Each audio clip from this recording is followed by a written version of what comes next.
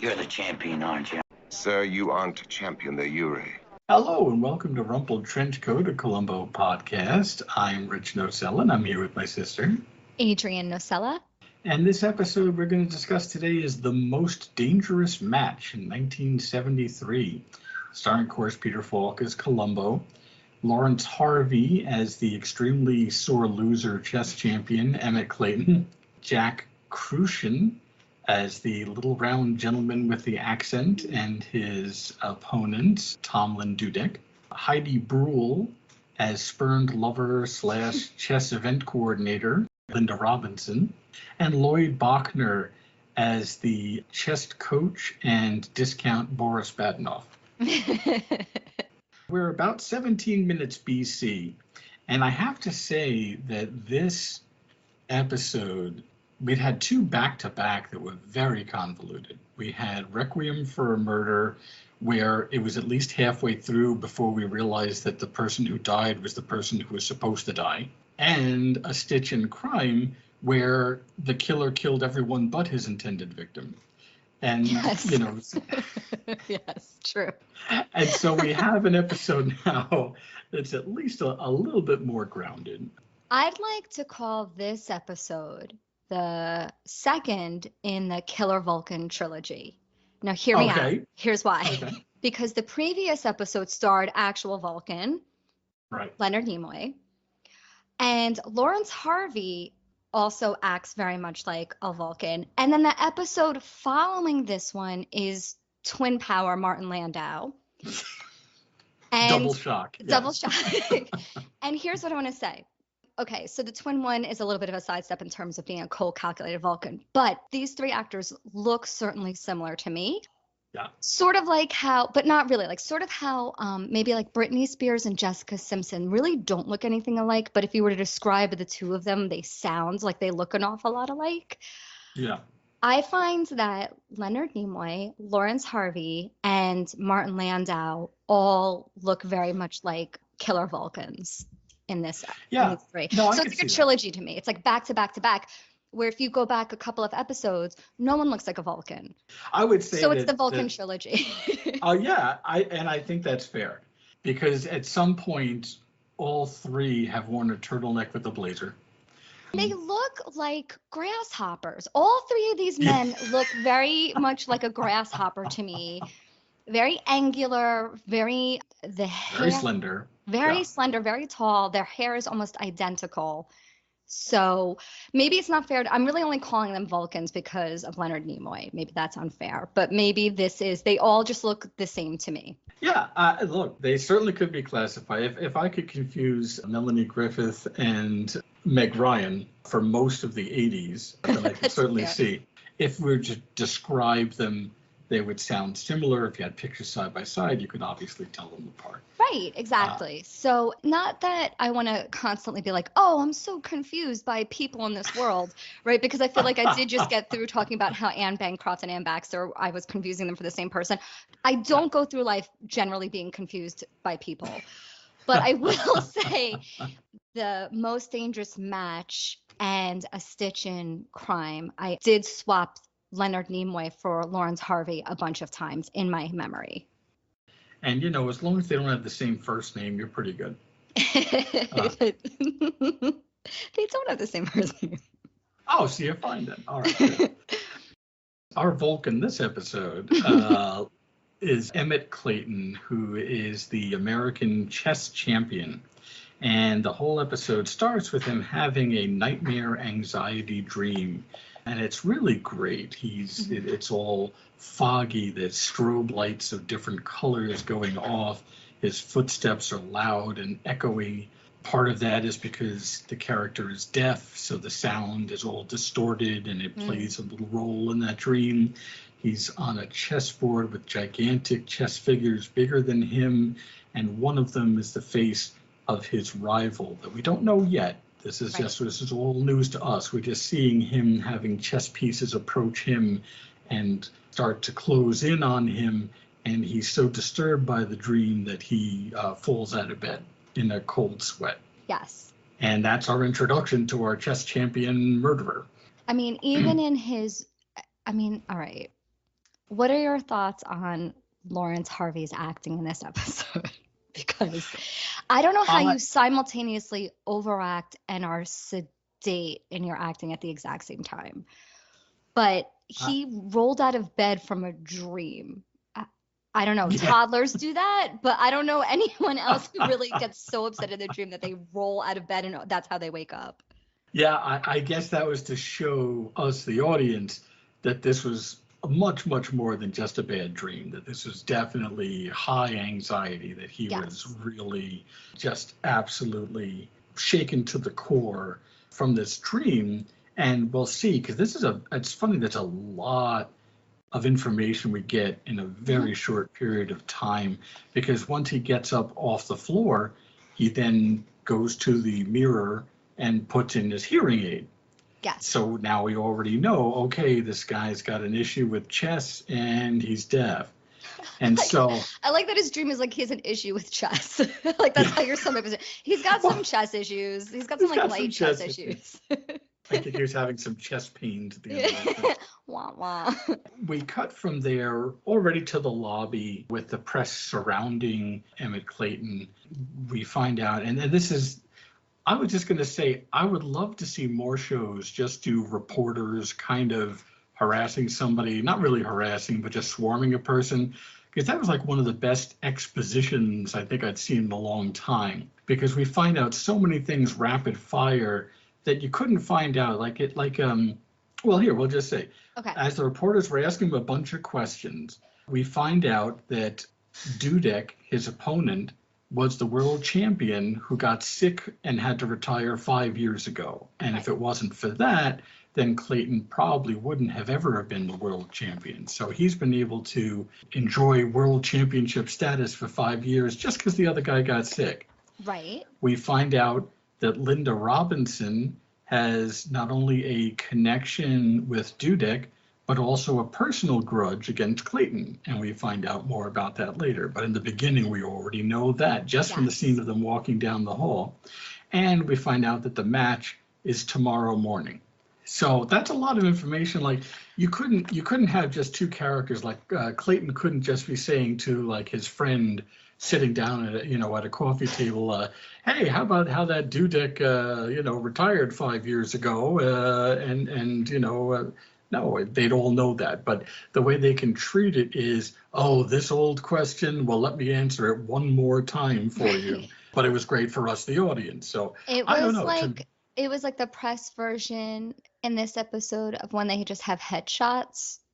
In the other episodes where it's like, okay, the real reason they have a headshot is to remind us that there's a relationship with that character, because most people don't really have headshots as much as this. So I feel like this was the press version of that. And it gave us a lot of information. This is just moving very quickly. The press just come in like a swarm. Clayton is having some very classy, high-level trash talk about his opponent. Whereas Dudek is really just saying, excuse me, please. I just want to kind of get out of here. Right. So it's also showing you a difference in their personalities, that really Clayton has to be all ego and bluster, because at this point we really feel like, hey, that's maybe all he has. He certainly seems very sure of himself, but that completely is belied by the dream that we got to see him. Right. That's true. Right. He's just terrified. Right. So Dudek sneaks out knowing that Clayton will follow him, and they meet up at the most Italian-looking French restaurant I'd ever seen. Do you know that it irked me that I'm like, why is this not an Italian? Actually, okay. Right. We know it's not an Italian restaurant because out of the gate, Dudek is like, oh, I'm going to order escargot, which is obviously a French delicacy. But the restaurant clearly looks Italian. And I actually took a minute and looked up 1970s images of French restaurants. Okay. And do you know what? A lot of them do have the red checker tablecloths. All right. Then I have to take it back, because I actually looked up French restaurants on images too, because I'm like, boy, am I wrong here? I thought that we both did that. I always associated, but you took it that one step further, so I have to give you and Columbo credit, because I didn't see any red checkered I even paused to look at the mural on the side of the wall. The mural of the is restaurant. Parisian because I was like, okay, if I see gondolas, we know that this is just an Italian restaurant. I wasn't sure that we didn't, but okay, if you get, your vision's better than mine at this point, because I was like, what am I looking at? There's got to be some kind of clue. The guy saying oui, monsieur, but I mean, everything looks like it might as well, like a Capone's in the back. I know. It's like everyone sits down with their violin case. Yeah, it looks very much like an Italian restaurant, but I found some that I mean the images I found, they did have red checkered tablecloths. So okay, all right. Well, okay, then I'm gonna stand down on that insult then. But now that we're in the restaurant, we get even a little more exposition because Dudek is a chess master. And he's a friendly, affable guy, but he's absolutely not above psychological warfare. This is what I wanted to ask you. Here's what happened. Dudek sneaks out. You said knowing that Emmet Clayton was going to follow him. Correct. Okay. So Dudek sneaks out and Emmet sits down with him. And the first thing the first sort of conversation out of Dudek's mouth is sort of a dig at Emmet's ex-fiance arranging this chess match between the two. 100%. And then Emmet accuses Dudek of being like, listen, your psychological warfare doesn't work on me. And Dudek's response is very affable. He's a very affable, genial person, but he's like, oh, well, clearly it does work on you because you're here. Yeah. So that was very biting. I must warn you, Mr. Dudek. I'm very aware of your blatant psychological warfare and quite immune to it. Immune, you say? Then why did you follow me here? Also, don't you think Dudek is essentially Garfield? Because, meaning the cat, not. Well, I assume not the ex-president, right? Not the president. Right. But Dudek is just like this, like giant fluffy guy who just wants to eat garlicly escargot. Yeah. No, look, I think that's fine. If the only thing against that is the chess match takes place on a Monday. But if it wasn't for that, I would say that yes, the Garfield comparison would be apt. Okay. But I do think that we're supposed to think that Dudek is completely innocent, but it's pretty clear that he is not in a bad way. Certainly doesn't deserve to be murdered, but he definitely is like, well, if my opponent's going to fall for this, then I'm going to hit him a little bit with this. Because he tried to play it off. It's like, oh, I only mentioned your ex-fiance's name as the person who set up this whole match, because your ex-fiance hates you and she wants me to humiliate you. Yeah. Let's talk about Linda Robinson for a second. Talk about a woman scorned. I don't know what Clayton did, but she's like, I'm going to dedicate 5 months of my life arranging this chess match to publicly humiliate you and kind of be a little treasonous against America. Well, and they made her accent very vague. It's a little unclear as to... Is she supposed to be Russian? I don't know what she's supposed to be. And while we're at it, we might as well admit that they never said Russian. We were supposed to assume Russian, but it was always...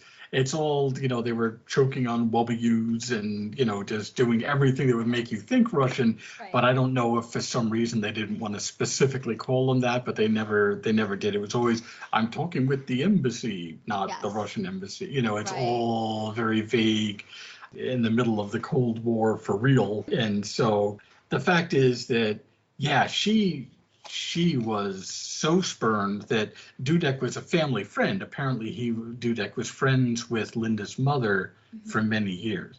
So Linda was probably the only person who could have convinced Dudek to come out of retirement, just specifically to smash Emmet Clayton. Right. In the only thing that he loves. That she had said earlier in the episode, beat him at the only thing he cares about, which is basically being a chess master, being the best in the world at chess. So she's got a lot going on too. And Dudek immediately throws it up in Clayton's face. So, but then at some point, I do think that Dudek is like, okay, I got in my cheap shots. Let's just sit down and enjoy a nice meal. Like at that point, I really do think he was kind of like, okay, maybe I dinged you a little bit, but just, join me in some snails. I don't know. I don't know. What do you think? I think by Dudek acting the way he did, he sort of is easy with his confidence, where Emmet Clayton is anxious in his confidence. It's almost like a false confidence. So I don't think it's so much as, oh, let's friendly and enjoy this meal. It's like Dudek knows. He's like, oh, no, I just tested you and I know that you're a bundle of nerves and I can just turn this screw anytime I need to. And so I have the luxury to sit down and say, enjoy me for a meal, because I am superior. I thought I was superior and I've just confirmed it. Yeah, you know what? Okay, I could see that. I mean, the ultimate result is that he legitimately just wants to enjoy a nice meal with Clayton. But I think you're right. I think he is basically saying and thinking, I've judged you, you've fallen short already. Right. Let me just have a nice meal, stay up all night drinking, whatever I want to do, because I'm going to be able to kick your butt tomorrow without even thinking about it. I don't think he's rattled at all. Not at all. I don't think Duda's rattled at all. So he has the luxury to be like, yeah, I'm going to have some snails now, and you should stick around for it. Yeah. Well, let's face it, Dudek has nothing to lose. He was the world champion. He retired for 5 years because of medical illness. He comes back for this exhibition match. If he wins, fantastic. He can now never play again and be the world champion forever. And it destroys Clayton, but doesn't do all that much for Dudek. If Dudek loses, he's so affable, he would probably just say, you know what, these young bucks, it's their turn now. You know, I mean, he has so much less to lose than Clayton does. True. It was really foolish of Clayton to even accept the match, to be honest, in the first place, but I think his ego wouldn't let him.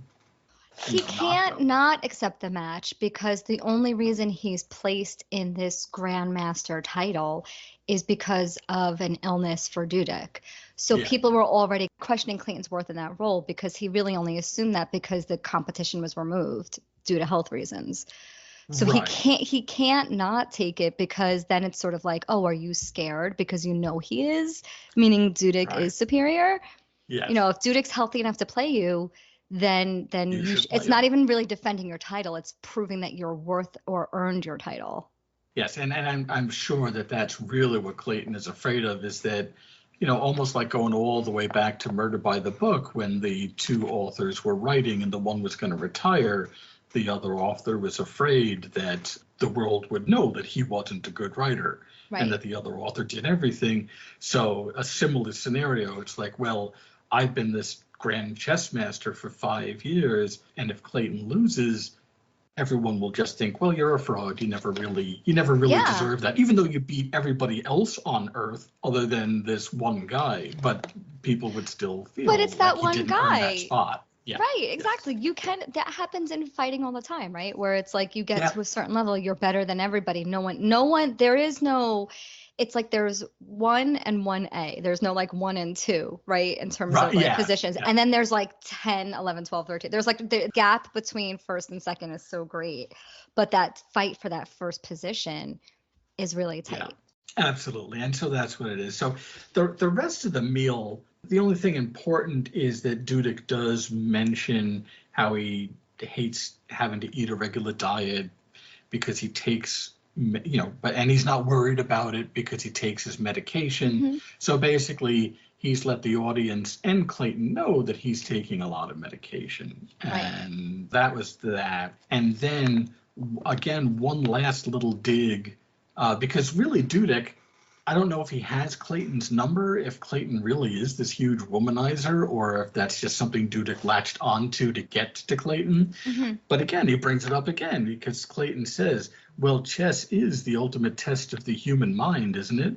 Dudek says, you think so? I always thought it was women. Again, just kind of saying, and, you know, you didn't do so hot with this woman who's your ex-fiancée.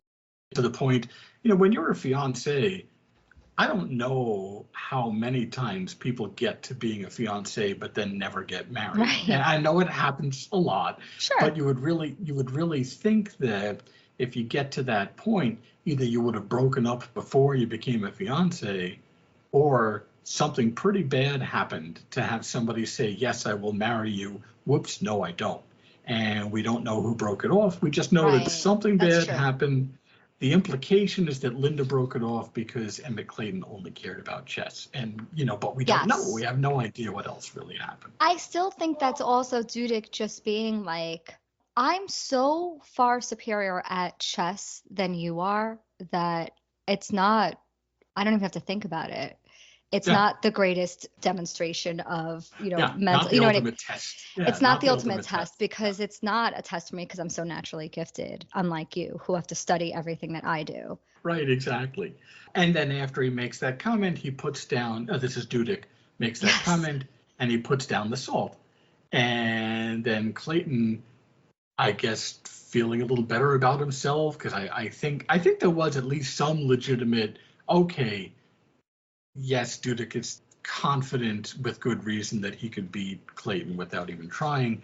Clayton may be feeling a little bit better about things after talking with him, because it was Clayton, even though Dudek put the salts down, it was Clayton who then turned it into a chess match. He responded by Yes. moving Pepper forward. So He Clayton did. just put salt down on the table. Yeah. And then Clayton followed it up with Pepper, and then all of a sudden they were taking shells from their snails and every other implement on the table and starting to have a chess match. Yeah. Yeah. And it was great, but again, that was all Clayton. That was yet That was. another bear trap that Clayton willfully stomped his foot right in. Yeah. I guess he could have, maybe he didn't want to be embarrassed the next morning, and maybe he was hoping that he would win so that he would feel better going into the match, but he had to know that if he lost, he'd be crushed going into the match. Like, that was a real bad mistake for a chess master to make. Maybe it's just like ripping off the Band-Aid. Maybe for Clayton, maybe it's just like, all this I'm going to talk. find out one way or another. Yeah, like all this talk, and I can't help myself. It's like, oh, okay, here, let me. And they did, they make a point to call him an aggressive chess player. So. Yes, they did. They did. And he certainly seems very focused. In fact, we'll talk more about it later once Columbo enters the scene. But he's one of the few people Columbo can't do very much of anything with. Like he said, hey, I want to learn to play chess. And he's like, well, take a correspondence course. Everybody else would have said, well, let me show you how to do, Right. He didn't care. And so Columbo had a hard time chipping in, but we'll get there.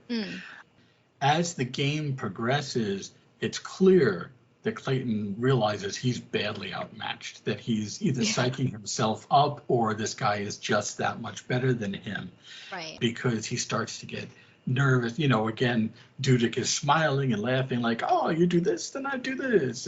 But meanwhile, Clayton is intensely staring at the table. He seems surprised, like, I take your knight, but you saw that coming, right? And Clayton clearly did not see that coming. Right. So just all these things to show that he was really getting battered on that board, that it wasn't just going to be a loss, it may be a humiliating loss. Right.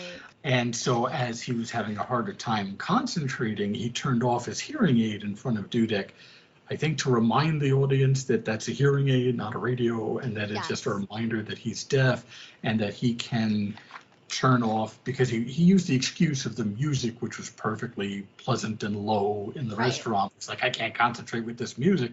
And then we also find out that he can read lips. I really think that was pretty much it in the restaurant, right?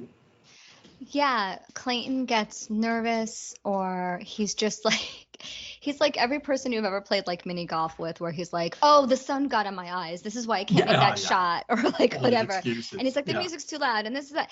And so they sort of are taking their game back to the hotel. They didn't finish the game at the restaurant. No, they didn't, and that's kind of important, and they were obviously taking their time with that game, because what really brought it to a head was that the waiter was saying, hey, fellas, come on, we're trying to close here, and you're sitting here playing chess. The waiter, who is like, I must demonstrate how French I am, so he's like, s'il vous plaît, gentlemen, French words. Yeah. Napoleon. I don't know why I'm saying it like an Italian. But that's just it, because it's still a damn Italian restaurant. I don't care. I take it back. It's an Italian restaurant. I don't care. He drove to the table in a gondola. It doesn't matter. This is an Italian place. All right. Well, but yes, so you're right. He was as French as he could possibly be. They go back to the hotel to finish the game, but Dudek doesn't want to go through the lobby, and he certainly doesn't want to go through the lobby with Clayton, because he knows that he'll be seen, they'll make him go to bed early, and there'll be an issue that he was out with his competitor the night before, specifically from Dudek's chess coach, Browski. So to avoid being seen, Clayton and Dudek go into the back entrance to the hotel through the basement with a gigantic trash compactor, garbage grinder, to get into their rooms. And they might as well just labeled it murder weapon, as they looked at it, as they both kind of looked at it as they walked past it and went up to their rooms. A lot of people have a lot of access to rooms they shouldn't have in this episode.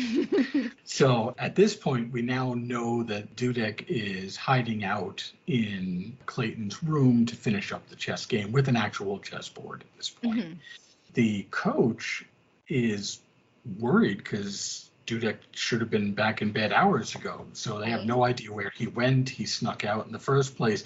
Remember, they've been out at that restaurant ever since the opening scene where they were being interviewed in the lobby by reporters, and they've been at that restaurant ever since. It's dark when they get back to the hotel. They've been there for hours. They closed out the restaurant. So this is hours that this coach, his one job is to keep an eye on Dudek, and he gave him the slip. This elderly man completely faked him out of keeping an eye on him. He's asking Clayton, hey, do you know where he is? And Clayton cleverly and arrogantly says, I know, you're just trying to keep me from getting sleep. This is a very transparent trick, just to get him away. And they go back to the game. And this I always thought was weird. So I'd love to know your thoughts on this. Okay. Dudek is playing his move, and then he plays Clayton's moves. And then he moves again, and then he moves Clayton. Basically, Dudek finishes the game by himself. Yes. With Clayton right there looking on in horror. Yeah. So I guess that's supposed to just show how masterful Dudek is, that he not only knows what he's going to do, but he also knows what Clayton is going to do. What do you take away from that? Okay, so a few things. One, I don't play chess. Okay. 2, movie chess has taught me that you can study moves and you can sort of chess strategies. So I took it as Dudek is like, okay, if I move here, clearly you're going to do this, and then I've just won the game. And I've seen movie chess where that happens, where it's like, oh, you make that move and now the game is over. Even though there's still maybe like 40 moves to go, by moving there, that's the only place you would go. So I think that's how I took it. Just basically that Dudek is such a master that by him moving his piece there is no other move for Clayton. And then that just the game unfolds that way. That's how I took it. Yeah. Okay, so nothing more there then. Okay. No. That would make sense. And honestly, later in the episode, Clayton even tells another chess player, if you want to have dinner tonight, you might as well resign. So again, that's that idea of this is now, because I did this move, the rest is now inevitable. Okay. Clayton loses badly. Right. And starts to break down. Quite literally holds his head in his hands and leans forward. Like his world is now over at this point. Yes. And Dudek is trying to, and this is where it's like, well, is he really like spiking the ball, or is he genuinely like, oh, come on, kid, it's just, it's just a game. But Dudek is like, you're tired, you were drinking all night, too many pretty girls around. Again, he tosses that woman thing in. I think it's easy for Dudek to console him because he knows he's superior. So I think he comes off as affable because it's easy for him to be affable. He can afford to be. Clayton was begging him to stop consoling him. He was just holding his drink and saying, please, please. Yes. And just like, your shoes are too tight. It's a Tuesday. It's it's just every excuse in the book to basically say, like you would say to a child, it's one of those things. But it was obviously only making things even worse. Right. So while that's happening, and Dudek just says, hey, look, get some rest. Let's get some rest. We'll see you in the morning. And as Dudek leaves, then Clayton's really left alone in his thoughts. He's having recurring flashbacks to that nightmare that he had. Mm-hmm. And now the background is just all thunderous applause for Dudek, in his mind. He's now just hearing thunderous applause. I'm really, from his point of view, everything he's worked his entire life for is over. Well, So, all his worst fears have come true. So if he was yes, feeling in any way like slightly insecure about him assuming the position that he has as being number one because someone right. got sick, he didn't out strategize Yes, him. He didn't beat him. He just assumed that position because he's better than all the number twos, yes. but he's really not better than the true number But one. it's And that's all still his not worst. really, yeah. Right. So that was his No. anxiety dream. And then it just came true. His absolute worst nightmare has been confirmed and confirmed hard. That he Yes. just, you could tell the whole time that he was playing catch up, that even though he studied all of Dudek's moves, he was just completely outmatched, outclassed. Yeah. Columbo is now introduced. We're now 17-ish minutes into the episode. Police Department, Lieutenant Columbo. Would you mind if I came in? It's a funny introduction because after all of that chess move, Columbo's, of course, playing checkers with the Right. veterinarian.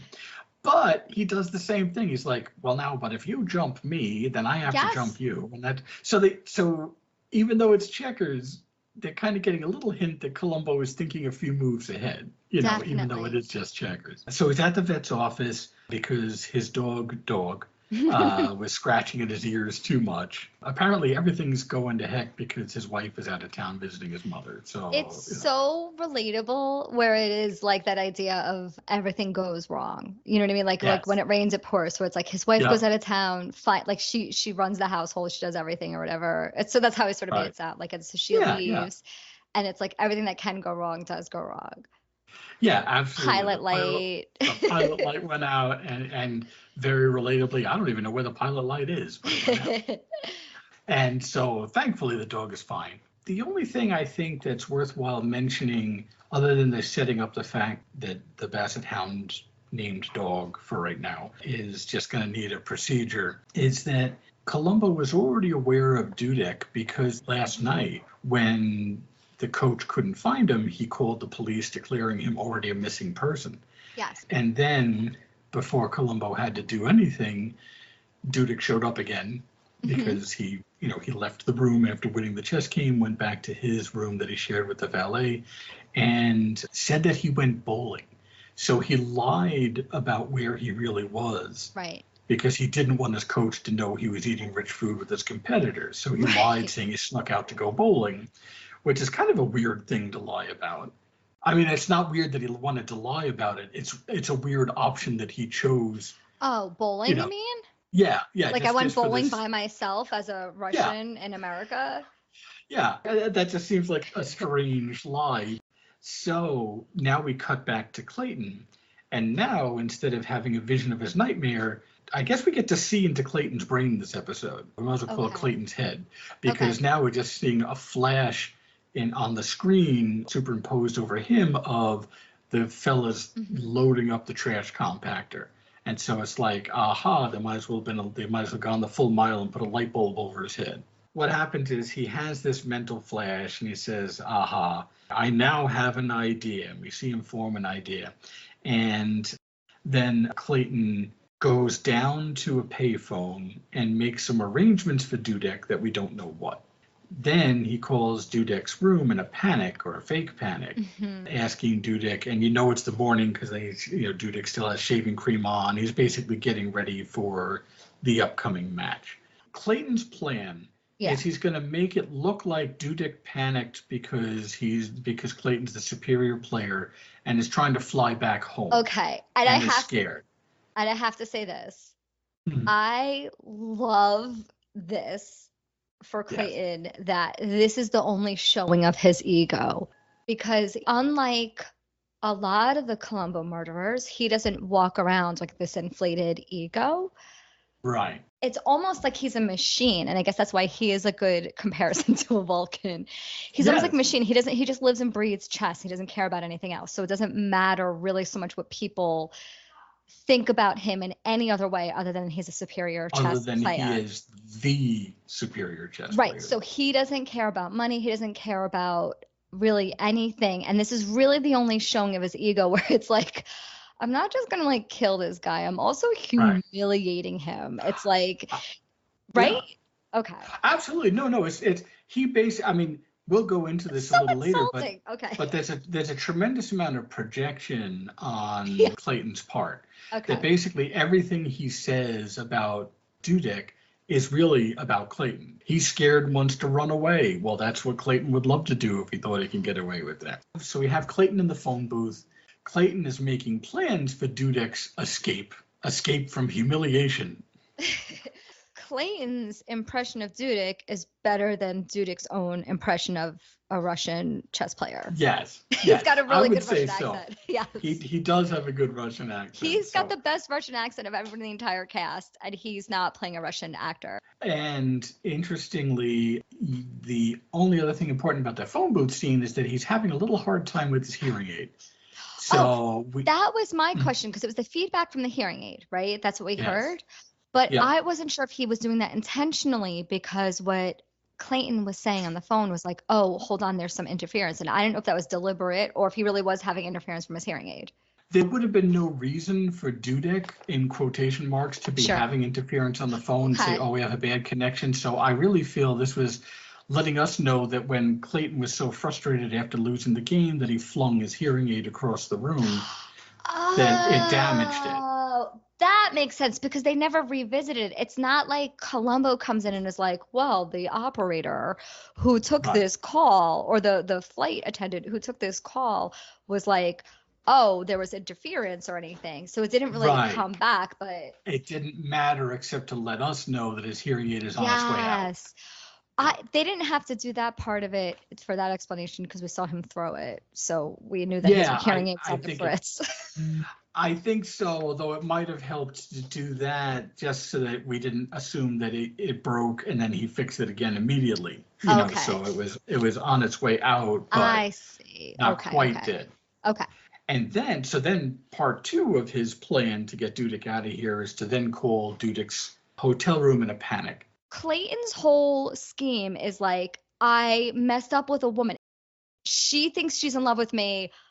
I don't know if that's a problem, but it kind of is. I didn't mean to lead her on. And that's supposed to get Clayton out of bed to get all worried about it. Like, well, who would care? I'd be like, that's kind of a you problem. Well, yeah. So let me go through it then, because I think I do have an answer to that. So here's the thing. So the plan on Clayton's part, he's arranged for the escape. Yes. He now is calling Dudek in a panic, not telling him anything, but just basically getting Dudek out of his room to meet by the grinder room. And while by the grinder. Yes, it is a grinder. So while Dudek is running out of his room down to the grinder, Clayton is able to just enter Dudek's room and pack a bag to make it look like Dudek wanted to escape. So he packs a bag real quick in Dudek's room. We find out later he makes a couple of mistakes while doing that. Yes. But he packs a bag, goes down to meet Dudek.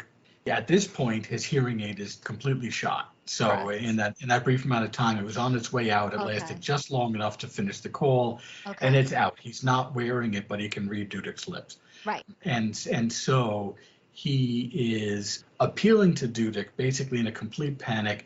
As you said, I messed up with a woman. The first few times I saw this episode, I thought he was talking about Linda. Then I realized it was a completely different person. It would make sense if he was talking about Linda, but I guess it's sort of, you know what? It sort of harkens back to what you said earlier, where they do kind of imply that Clayton may be a bit of a womanizer.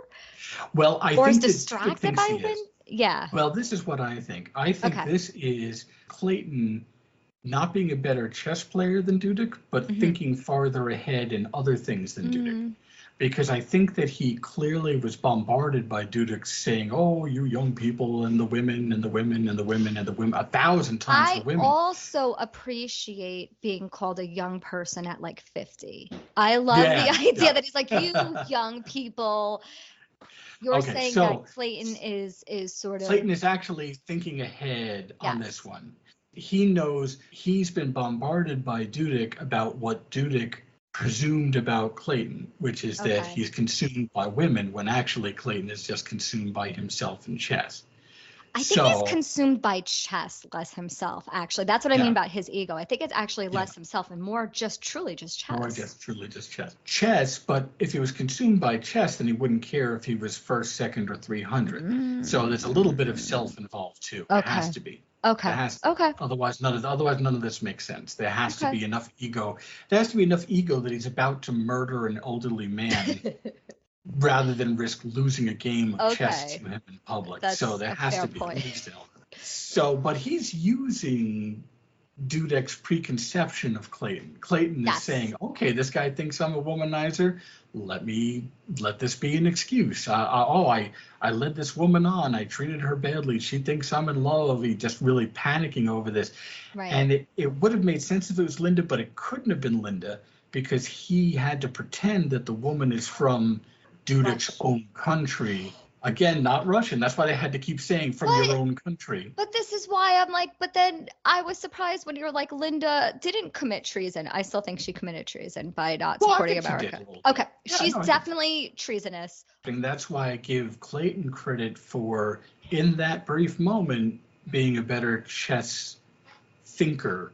Okay. Not necessarily chess player, but basically he knew Strategy. the one thing. He knew the one thing that was going to get Dudek out of his room early, and to help him play along. And even so, Dudek was like seeing him in a full-on panic, and he's like, "Ha, you young people with your love affairs." Yes.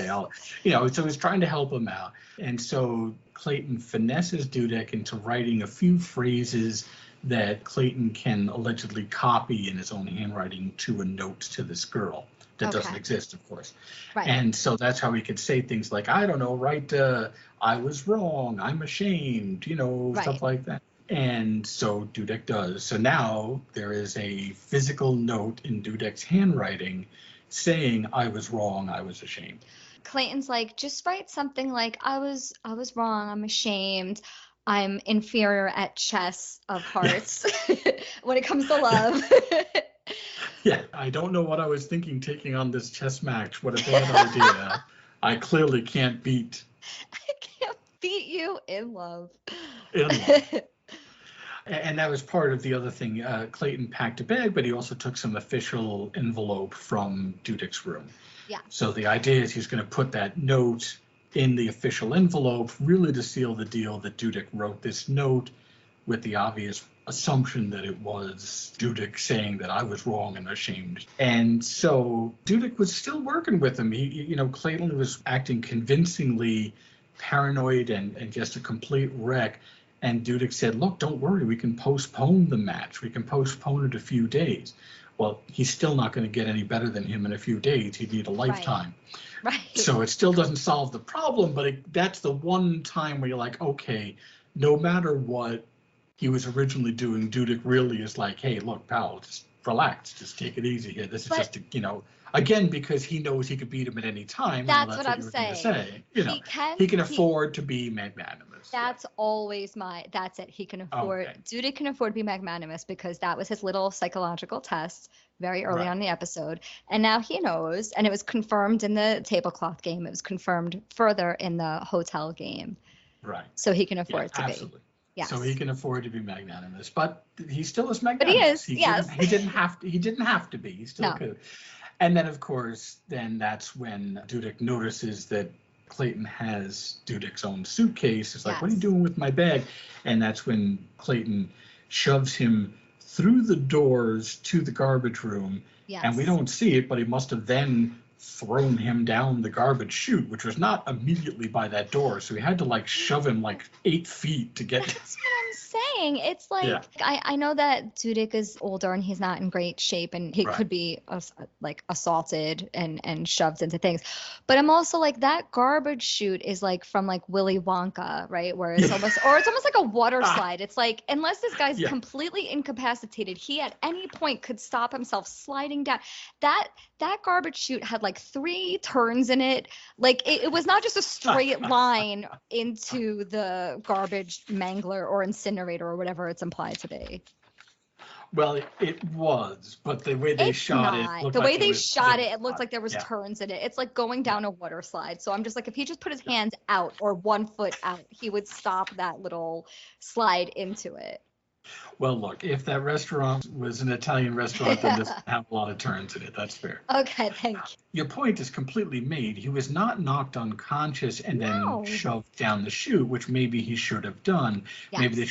Maybe they should have shown us perhaps Clayton hitting him on the head and that Yes. bruise would go unnoticed after being in a trash Right. compactor, and Right. that would have gone a long way toward making it more feasible that you could actually shove somebody down that slide because there was Right. a bar across the top of it. You know, as Yeah. we see later when they're dusting for prints, this was not an easy thing to accidentally slip into, with good reason. They don't want people sliding into a gigantic garbage compactor. So now all of this has happened on the day of the match. Now, what we find out a little later, so I'll just say it now to save some time and continuity, is that Clayton goes out and gets his hearing aid repaired and then goes to the match. And that's Yes. why he's a little bit later, to the match, but he still is sitting around waiting 20 minutes for his opponent that he knows isn't going to. That's why Clayton's such a jerk, because it's just like he's Yeah, just we're like- waiting because you tried to murder your opponent. Yes. That's why we're waiting.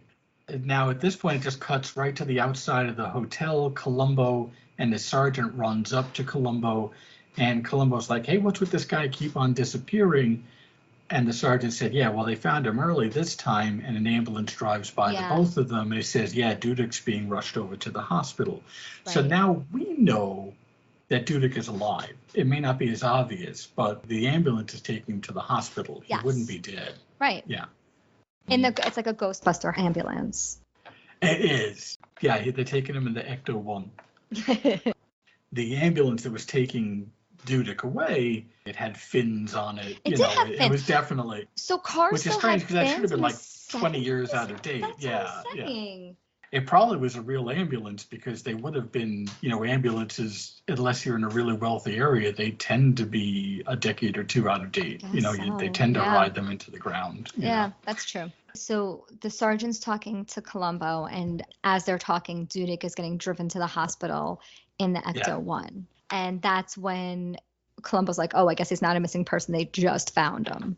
So now Columbo's in the hotel through the back entrance in the garbage chute, because that's where they found him, in that garbage room. Yes. And they bring in the cabbie who confirms. So now we know what the plan was. We find out from that the cabbie was waiting outside, waiting to take Dudek to the international airport. Okay. And that's all they needed him for and for that scene. And That cabbie was milking that scene. That cabbie strolled in like John Wayne and sauntered up, was like scratching his head. He was stalling out that scene. Yeah, I mean to the point where Columbo was like, "Okay, thank you," and you could tell that was maybe Peter Falk saying, "Okay, thank you." Yes. It's that that was line. definitely Peter Falk saying, "Okay, thank you." You were waiting for a Mr. Dudek? Yeah, that was the name, sir. He had a foreign accent, the dispatcher said.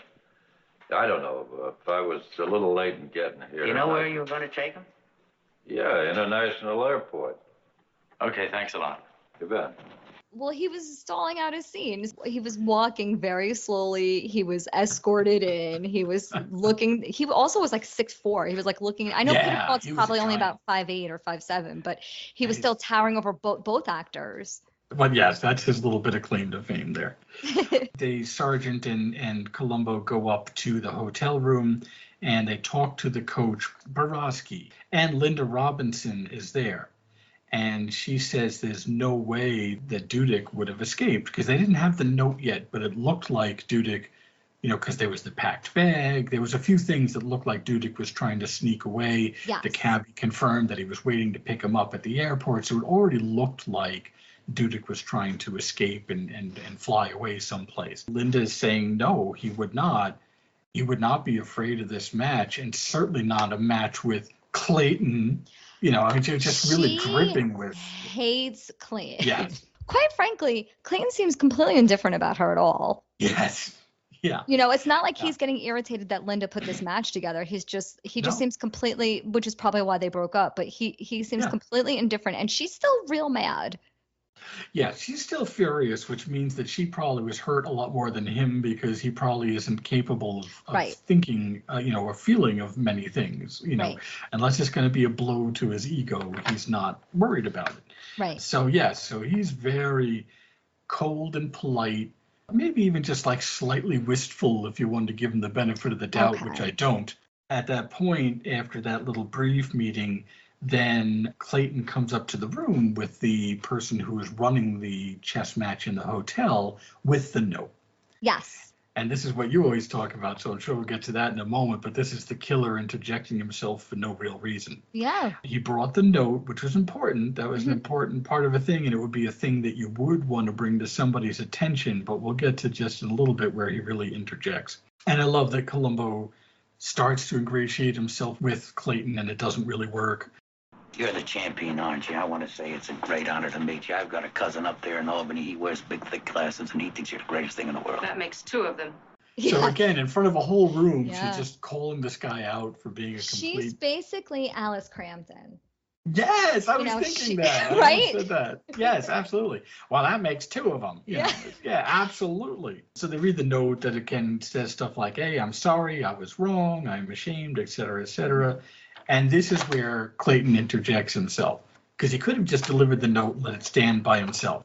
Yeah. But the second the note's read out loud by the coach, Clayton says, I was wrong. Did he mean for this match? Did he mean that he was ashamed because he's going to lose to me, the best chess player on the face of the earth that ever lived? You know, he immediately.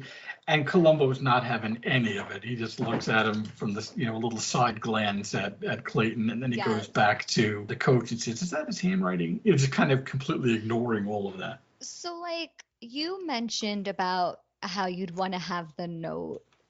I always think, the less you do, the better, because the more you do, the more chance you are going to get caught doing that. No, I agree with you, because if he didn't have the note, what you'd have is a cabbie who was waiting to take him to the airport and a packed bag. Yeah. And that could have told the story. We didn't need a note. Yeah, it's more than enough, and we didn't need a note saying, I wither in the presence of this grand chess master. I never should have come out of retirement because he's too darn good. You know, that's what he basically wanted, but he didn't need it, and it just made Columbo focus a lot more on him immediately. And then, of course, Clayton goes on to talk about what a great man he was and how he'll be remembered forever. Yeah. Surprise, Dudek is alive. Yeah. Yeah. And so that was a bit of a shock for Clayton. So let me ask you this. What did he think? He think throwing him down a garbage chute would instantly kill him, is what he thought, and no one could possibly survive that, is what he thought. Yeah, I think that would be a reasonable thing to think, too, that somebody that an elderly man who's that ill and falls into a garbage chute with a grinder at the bottom of it, that he has no reason to believe wouldn't kill him. I guess it's an industrial grinder, so it would kill him. It's like who would survive that, really? Okay. But we know something, because we watched the episode, that Clayton doesn't know yet, and so we'll get to why that didn't work in probably a little bit. Columbo, and there's a lot of jumping around in this episode, and the whole episode takes place in 2 days, which is kind of interesting to me, that it really is just a very fast episode. Talk about a killer having to act fast. Like, this wasn't something that he could wait a week or two or think about it. Like, he really, if he wanted to accomplish what he wanted, Dudek had to die either last night or this morning of the day of the match. Yes. Yeah, there was, it's weird because I didn't really think too much. Okay.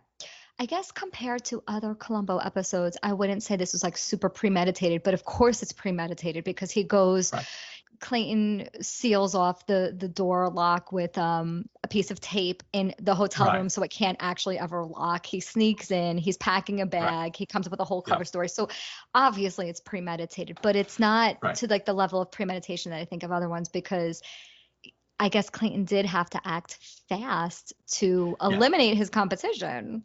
Yes, because within a day, within a couple of hours, actually. It wasn't even a day, it was a couple of hours. Well, yeah, the morning, in between when he realized that he was going to lose. Yes. And up until he started that game, up until the night before the match, he still thought that he had a chance of winning. And it was only when he played the game and realized he had no chance, that he was going to be not just beaten, but spanked on national television, and that everything would come crashing down. Not that that's worth murdering somebody over, but the fact remains that that's when he had to act.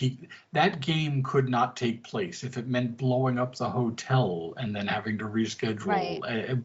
But at some point, he was going to have to face Dudek unless Dudek was eliminated. And so he had he had that amount of time, and he only thought of it that next morning when he had that flash about the garbage disposal. And then he realized, okay, Right. now I know what I'm going to do. But so it was premeditated, but very quickly premeditated. Yes. Okay.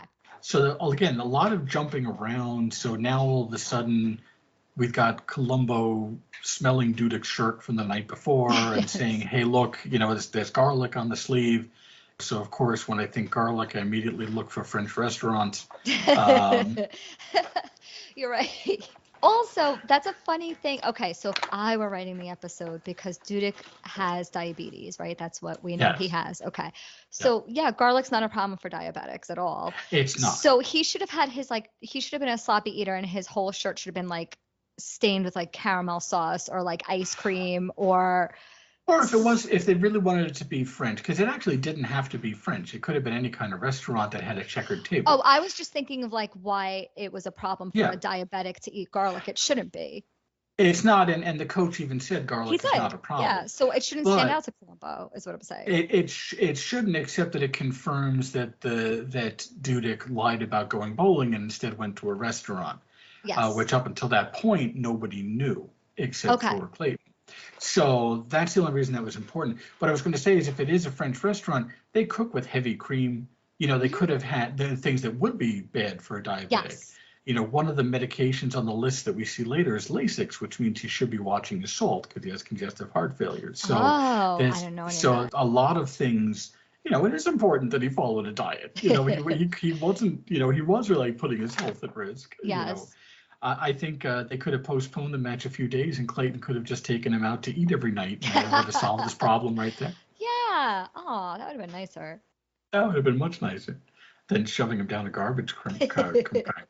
So basically, there's just a lot in that scene that really amounts to Columbo knows that somebody packed Dudek's bag, because when he was going through the list of things, he saw that Dudek wore dentures, but a toothbrush was packed. And the valet confirmed that, hey, that's my toothbrush. So clearly somebody else packed Dudek's bag, which means that Dudek wasn't packing to run away and escape, that somebody else packed that bag. Yes. And I think that was really the only important point of that scene, correct? Yeah. Yeah. And now, bam, we're back to the hospital. Clayton tries to find out at the hospital from one of the nurses, hey, I know Dudek's really hurting, but when do you think he might be able to talk and tell people I shoved him down the garbage disposal? That's so funny that's how you remember it, because you're right, that is how it goes. But in my head, he's like, when do you think he's going to die? That's how I remember him asking her, because she looked so sort of like almost thrown by him asking those questions.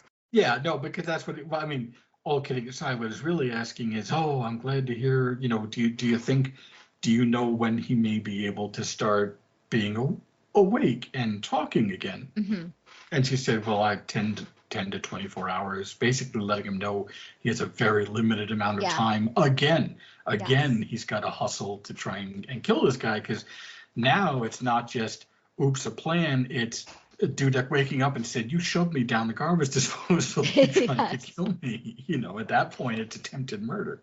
Linda is in the waiting room of the hospital, and she's sitting down with a list of medications that they're going to get from Dudek's hotel room to bring to the hospital. Now, I've got a reason why that's weird, and a reason why it may not be weird, and a reason why it's weird again.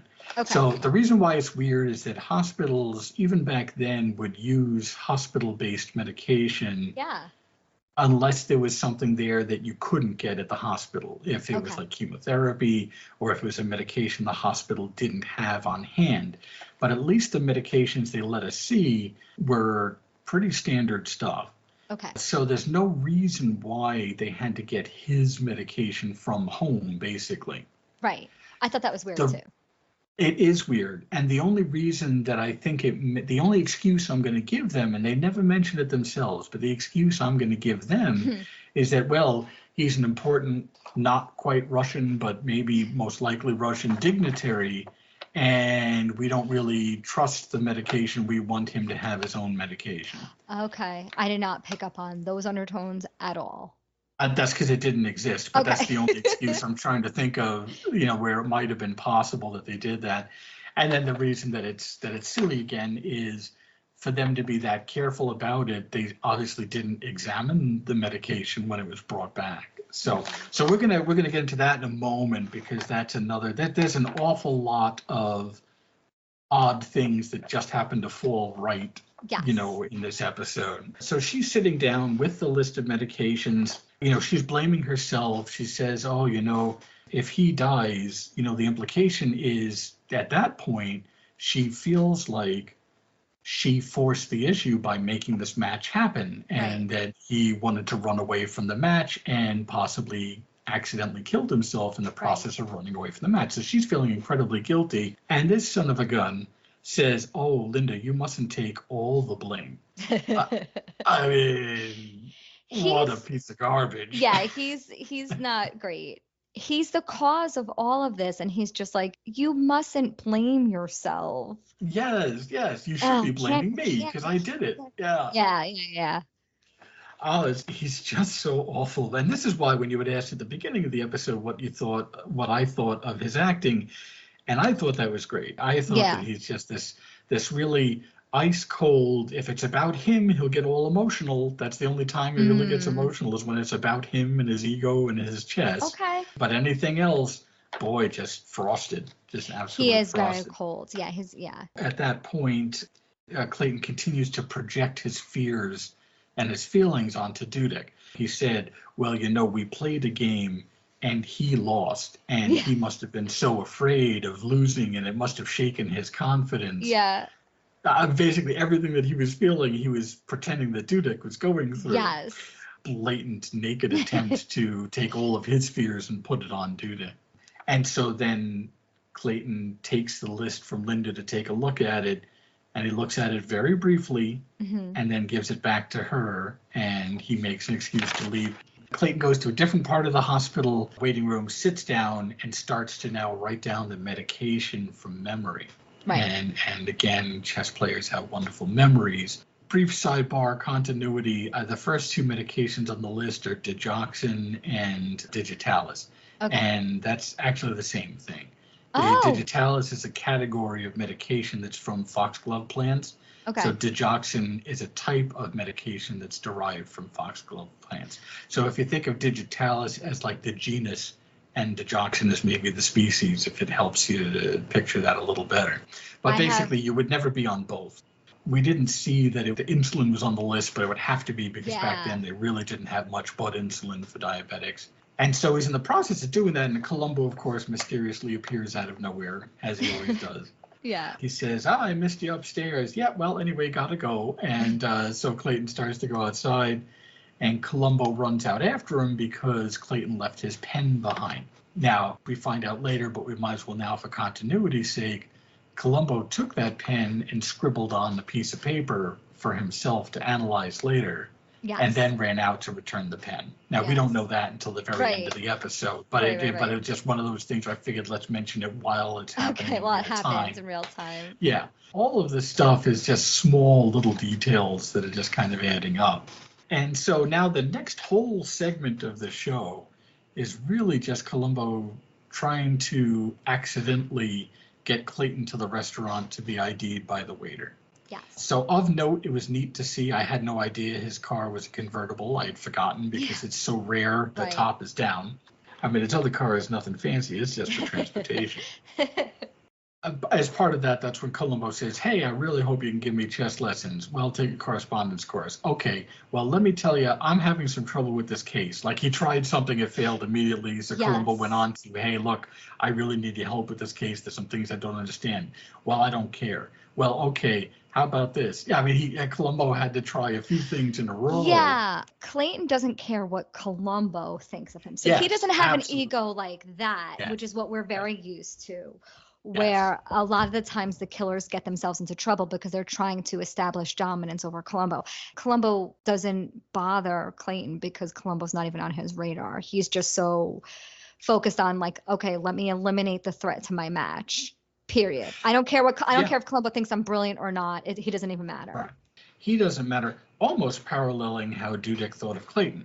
You know, Clayton is not concerned about Clayton's not concerned about Columbo because in his mind, he thinks he can outwit Columbo at any moment. He's really not important to him. He's not a factor. He's very, very wrong, but that's how he thinks. A couple of important little bits, but mostly it amounts to, at the restaurant, Clayton attempts to show dominance over Columbo by preempting the subterfuge, by just flat out asking the waiter, hey, was it a flattering picture that somebody showed you to identify me as the guy who ate dinner here that last night? And so that kind of deflated, or was supposed to deflate, a lot of what Columbo was doing, but obviously that wasn't what Columbo was really doing. They were there, the waiter confirmed it. They confirmed that Dudek was the one who put out the salt. Yes. And that Clayton responded with the pepper. Right. Which would imply that Dudek was white and that Clayton was black. The only other thing is that there was a nice little fake out. Columbo had a beeper. Yes, that was very good. It was very clever. Of course, it went off and he said, oh, that's my pager. The doctor at the hospital gave it to me. Yes. I got to get to a phone. Oh, he's awake. He's going to be okay. And then, of course, the look of absolute, oh my God, this is the end for me on Clayton's face. Yes. And Columbo says, yeah, that was the vet. My dog had a minor procedure. I got to say, I think Columbo, I'm sure he did it on purpose to just to torture him a little bit, or to at least see what his reaction is, if not flat out torture him. But I'm sure that Columbo wanted to see how Clayton would respond to him saying the hospital said that he's okay. Clayton reacted to that. I mean, he didn't have a poker face at all. He completely had like a full-on nervous breakdown at that point when he was overhearing that. He came this close to just holding his hands out, extending his wrists for the handcuffs. I mean, it's like it was as close to, okay, the jig is up as he could possibly get. So I did want to mention one thing before we get to the restaurant. When they were driving in Columbo's car, Clayton was explaining away a whole bunch of stuff. And Columbo stopped for a minute and he hummed. And he didn't hum this old man.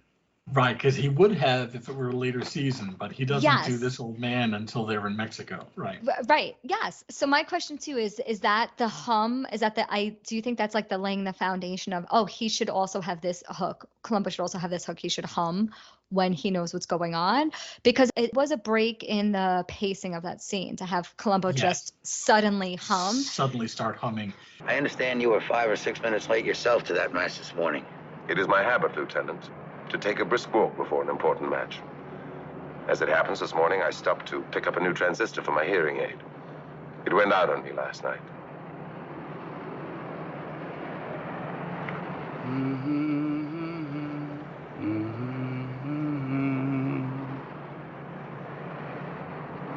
Wonder why you didn't sign it. Sign what? A tuneless tune. It wasn't a song.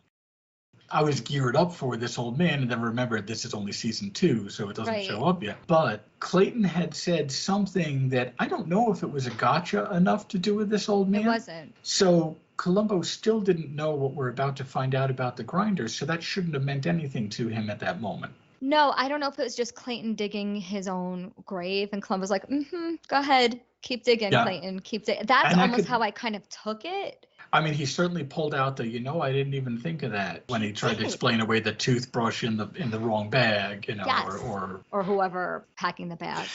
Was there anything else either before or just after the restaurant? No, I just remembered that after we were talking in the restaurant. I'm like, oh yeah, he did hum, and it was a definite, break in that scene. Yes. For all we know, it was Peter Falk forgetting his line. We don't know. It's getting right back into the scene. But so now both Clayton and Columbo are back at the hotel. So again, some time has passed. We're not sure how much, but it's definitely still the same day, because although Columbo always wears the same clothes, Clayton is also still wearing his same outfit. Yes. We know it's the same day. So this is neat, because I didn't realize this until just watching it before this episode, before our episode that we're taping. But Columbo said, oh, I tried to call you, but you were out, meaning Clayton. Yes. And that's because Clayton was out getting the new medication to murder Dudek with. And so he was now returning with it. So not only did he go out to get the medication, but he must have changed the shoes because he was wearing black shoes with buckles the whole morning. And then just outside the elevator, he was wearing tan shoes that matched his suit. Oh, I didn't notice that. Yeah, it was kind of funny because then when he gets in the elevator and goes to switch the medication, he's wearing his black shoes again. So just for that one brief moment in the hotel lobby, he was wearing tan shoes. So outside the elevator, Columbo gives Clayton the very good news that Dudek did well after surgery. Clayton's got to really act fast because now it's just a matter of him waking up after surgery. He's got a very limited amount of time. And in the process, Clayton, for no reason other than maybe ego, shows off what a fantastic memory he has by saying Columbo's first line to Clayton backwards. Yes, that was, I guess, a little bit of a flex. Yes. So there was a few walking away and turning around and walking away and turning around, and Columbo pulls out Dudek's logbook of all of his chess matches, and it said, oh, yeah, here we start. And Columbo, it's interesting because he lets people off, at least he let Clayton off a couple of times early on. Like he really could have milked that whole, the vet said my dog was okay for longer, but he let him off the hook right away. He said right off the bat, he said, yeah, no, here we are, white, blah, blah, blah. Oh, he didn't put any names, just the date of the match.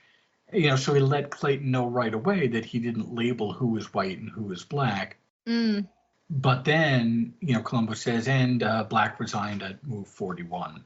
Okay. And that's what Columbo said. But, Dudek pushed out the salt and you pushed out the pepper. I thought that meant that you were black. Right. And Clayton just said no. Yeah. And that was it. And that just ended it. It was just like, well, okay. I mean, if you're going to pretend that the salt is not white and the first move and black is not pepper, I guess. But there's not much you could say about it. So Columbo did say, well, I'm glad I straightened that out. So now Clayton magically is able to enter Dudek's room again. Yeah, the first time Dudek was out of the room and Clayton put the piece of tape so the door of his hotel room wouldn't close. After the maid went in. After the maid went in. This time, the valet is sort of in and out of the room with Linda, and we see Clayton walking down the hallway putting gloves on. He did something with the door, but not enough. I don't know if he pushed the lock in so it wouldn't lock, or he did get in and out of the room without a problem. But they did take a point to show us that he did something to the door before the valet left. Yeah, and so I don't know. I know some of those older doors, if you push the lock in while pushing something in the jamb in, it doesn't lock. And so let's just go with that because that would make sense. And so now he takes the medicine out of his pocket that we now know, and this wasn't ever told to us. So I do like when Columbo does let us figure, the show lets us figure some things out for ourselves, that he had obviously gone out. We don't know how he got prescription medication. We don't know where he got it. All we know is that he obviously now has a box of vials of medication that is going to substitute for Dudek's real medication. Yes. He swaps them out. And so the question is, and this is where, I guess as a doctor, I have a question about this, because what could he have swapped them for that would have been fatal, that the hospital would have just said, oh, okay, let's just draw up. He's supposed to get 40 of Lasix. Well, let's just give him, 40 of arsenic. I mean, I don't know, I don't know what. I know, because I thought about it. The only thing I could think of is it's the same medications, just higher dosages. So a higher concentration. A higher concentration. So if you're doing, let's say, now again, I don't know, he wrote down 500 cc's of something. So if you're doing 500 milliliters of something at a lower concentration, and now you're doing 500 milliliters of something at that higher concentration. So it's the same name, but that's the only thing I could think of. Different concentration. For insulin, that would be a problem, right? Wouldn't that be a problem with insulin? Absolutely. No, insulin could absolutely be fatal. But again, it also means that they're terrible doctors, because if a known diabetic is suddenly crashing, one of the first things you do is check their sugar level. So I may know a little too much. Yeah. I should really just let it go. The whole point is medication switched. this is now dangerous and fatal to him. So Yes. if we just go with that, but that was something I did want to take a moment to say. I still don't know. I've watched this episode many times, and I'm still not quite sure how swapping his medicine was even done. And did pharmacists not keep track of prescriptions? Like, how is there not a prescription out there somewhere for a Mr. Emmet Clayton Right. for, insulin when he's not a diabetic? They should have shown Clayton stealing vials of something in the hospital. Yeah, that would have been good. Yeah. That would have actually answered a lot of my questions. Anyway, I guess I should just let it go. The fact is, that's the idea, is that he swapped the medicine in a way that would be fatal. And so, bam, Columbo is back at the vet's.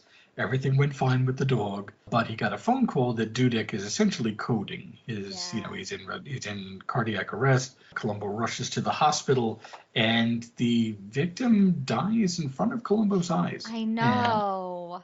And that was a rough scene. And I'm giving them credit. They did what they could as far as simulating running a code. There were no chest compressions. They didn't give him any Well, they did. He did have an oxygen mask on because the guy ripped it off when he started to wake up a little bit to say, "Hey, can you hear me? Can you hear me?" What are you going to do? You're not going to do actual chest compressions on a living actor. No. Yeah, that was it. I mean, I don't think that has to be the only time a victim dies in front of Columbo, right? There can't be another one where it's like right in front of his face. Like I don't know, because that's one of the things I was thinking with this episode too. One thing I wrote down was like, is his death kind of Columbo's fault? And of course it's not. But right. But it's sort of like they weren't really watching the victim close enough. Well, okay. Because there was Columbo no police said, sitting outside his room. And you would have thought the coach would have been there 24/7. Like he would have been pulling up a chair and saying, and to be fair, even if he wouldn't have known the medicine was switched. So even if people were watching him, they wouldn't have known anything was wrong. That's so true. It's kind of clever in that way. But Columbo didn't have to tell Clayton that Dudek was alive. He could have just let Clayton think Dudek was dead. And the next morning after surgery, and he woke up and said, "Yeah, Clayton shoved me down a garbage chute." That would have been the end of it all. That's the episode, yeah. Yeah, that's the episode. That's that scene, really. So he dies. It's not a lot of, hey, this leads to this, which leads to this. It's kind of this happens, and then this happens, and then this happens. Because the next scene, it's just Linda is someplace, I'm assuming the hospital cafeteria maybe, because it just happened and that she's just getting something to eat or drink. And so Columbo comes down to Linda and confirms that Clayton not only told her the story about losing a chess match and them getting together. So wait, can we just recap for a second? So let me just get this straight. Clayton's plan was to make it look like Dudek was shamed for losing a chess match the night before their official chess match. And so he was going to flee the country. But in doing so and sneaking out the back door, he fell into a garbage chute. That was his plan. That was the plan. That was the genius chess master plan. Okay, I'm just asking because he could have shoved him off a balcony too, and it would have been a lot easier. So he could have run him over in the parking lot. Yeah, there could have been yes, literally yes. So that's the plan, and then what threw everything off is that Dudek survived, and now Clayton is scrambling to still kill him before he could wake up and say, not only did I not lose, Clayton also tried to kill me by shoving me down the garbage chute. Okay, absolutely. Just trying to catch up for a second. Yeah, so again, it's the old, well, once you start, it's too late to stop. Yes. Once, he attempted to murder him to save his ego. Now, if he lives, he's not just being disgraced, he's being disgraced and going to prison. Right. For attempted murder. Right. So at this point, it's like, well, I was willing to murder him before, and now I really got to murder him. Right. Okay. Swap the medicine was successful the second time. Okay. So that's kind of the only twist of this episode, is that the victim survived the initial attempt and the killer didn't realize it.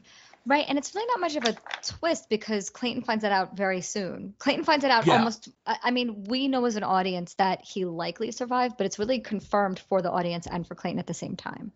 Yes, absolutely. Did I mention that Columbo confirmed that Clayton saw the medication list, even though it was just briefly, but he saw the medication list. And that was the only other important thing in that scene with Columbo and Linda, is that Columbo knows this man has a spectacular, almost superhuman memory, and that he saw that medication list. Yes. And that's kind of all Columbo needed, because that's the only explanation. The doctor said there's no reason he was stable after the surgery. There's no reason that this man should have died like this. And that goes back to your point of there were not a lot of guards around for somebody, for somebody who was clearly, Columbo clearly thought this was an attempted murder. Yes. For there not to be guards around. And even so, put a guard on Clayton. He couldn't hit a pharmacy and get all this medication if somebody was constantly with Clayton. Columbo already delayed him getting that medicine long enough. Put somebody, shadow Clayton.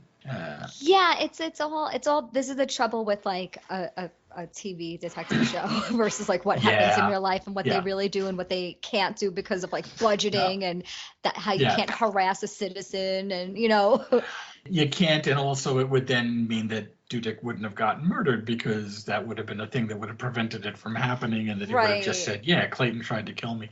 So obviously it had to happen that way, so you can try and bring real world into it, and then it kind of falls apart a little bit. So he's now suddenly back in the garbage room with no interlude. We found out that Clayton looked at the medication list. Columbo's in the garbage room. The only thing important about that scene is the whole thing leading up with Dog is that Columbo had to take Dog with him because the vet had gotten fed up. It was the point, I can't keep watching your dog for you all day. So Columbo took the dog with him. The dog immediately, moves faster than it's ever moved in its life and just runs up the stairs. So I know, I love that little pass it down. And he just trudges up the stairs and then looks like he's going to go into the garbage chute, because that part is open because that's how you would throw the garbage in, and then it wasn't meant to keep dogs out. Right. So Columbo runs up the stairs. He's all upset. The guy up there says, don't worry, he'd be okay. And Columbo's like, what do you mean? You get all chewed up in that thing. And that's when we and Columbo find out that, and this is the big surprise, we joke about the chute, but it is a chute of garbage that leads to a trap door that opens up. You're supposed to put the garbage in there, and once it's full, then you push the button to start the grinder. Yes. If anything falls through that trap door while the grinder is in operation, it immediately shuts off. Right. And that's what we find out, and that was Columbo's aha moment. Right. Because it's like, well, that's how he survived the grinder. Those trapdoors opened, the machine stopped. He still got hurt, but it stopped long before killing him. Then Dudek needed intense surgery because he fell down a slide. Is he Humpty Dumpty that he's so fragile he like shatters into a million pieces? That's what I'm trying to say. It's like, how sick is he? That's why it's good for you to understand some of those medications, because I was just like, I thought he was just like a diabetic. But you were saying congestive heart failure. Congestive basically. Heart failure. That's what Lasix is for, is to build up fluid because your heart's not functioning properly enough to pump the blood through the kidneys to filter it. Clearly, they were depicting him as a very ill person. Okay. So, cut to the next scene. Nothing really there, except that now Columbo knows that this machine shuts off when that trapdoor is open. And now, all of a sudden, we're at an exhibition match where Clayton is now playing chess with 10 different people all at once. This is maybe the first time he seems happy this whole episode. I'll say this. He's animated. He knows he will now always be known as the best chess player because his only competition is dead. He's escaping jail because he got away with it. So he's now special invitation, these basically amateur but extremely proficient chess pseudo masters or what have you, they're showing up to play. And so he's playing 10 different games all at once. Again, just to show his mastery of the game with everyone except a true master. Right. I guess that's just, okay. Maybe I've had such a hard time articulating the issue I've had all episode, which is he's not the chess master. Clayton is not the chess master. Dudek is the chess master. Clayton knows that Dudek is the chess master. So in killing him, it's not even like I'm humble and like, oh, of course he'd be difficult. It's like he's saying that, but he's saying that dripping with, no, I am obviously the chess master. I think that's what's getting me. I think it's like you can't be like a little humble about the fact that you've been humbled, and it's humiliating Dudek in a way that Dudek was not even though Dudek could and did humiliate Clayton privately and was about to publicly, he didn't relish in it because he didn't have to, because he's not insecure about it, whereas Clayton is. And so I think that's the issue, where it's sort of just like, oh, it would be an honor to lose to a man like this. It's like, no, I won. I beat him. We're waiting for him. You guys be cool about it because I can be cool about it.